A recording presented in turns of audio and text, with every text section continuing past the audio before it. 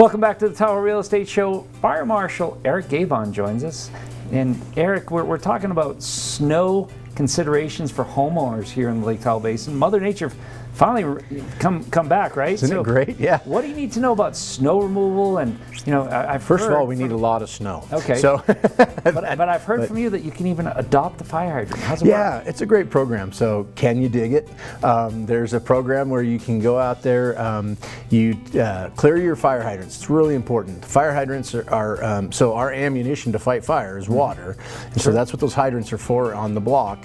And if we can't connect to them, we're going to run out of ammunition really quick. And so, so some of the firefighters have to dig them out, and then they're wasting time when they could be fighting the fire in your home or your neighbor's home. So having that cleared is really important, at least a minimum of 3 feet around it, so we can make that connection quick. And we've had some horrendous fires up on, for us, Tahoe Douglas, we've had them up on Tramway where they actually have to dig down to the hydrant to make the connection.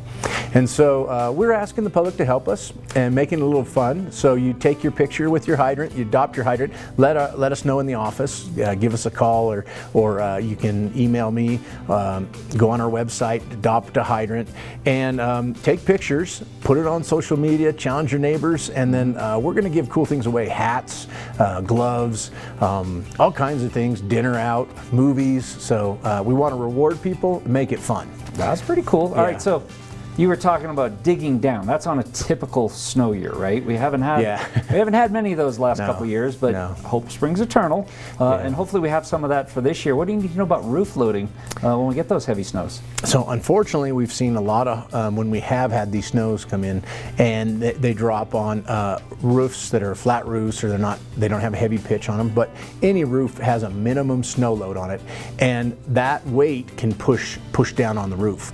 A couple signs you might see is you might see some sagging, you might see some buckling in your sheetrock, doors may get pinched and not open fully. It's really a dangerous situation. So clearing that snow off, it doesn't seem that intuitive, but you got to get it off. When we get 6 inches, greater than 6 inches to a foot of snow, it's really heavy on those roofs, and we see some collapses occur.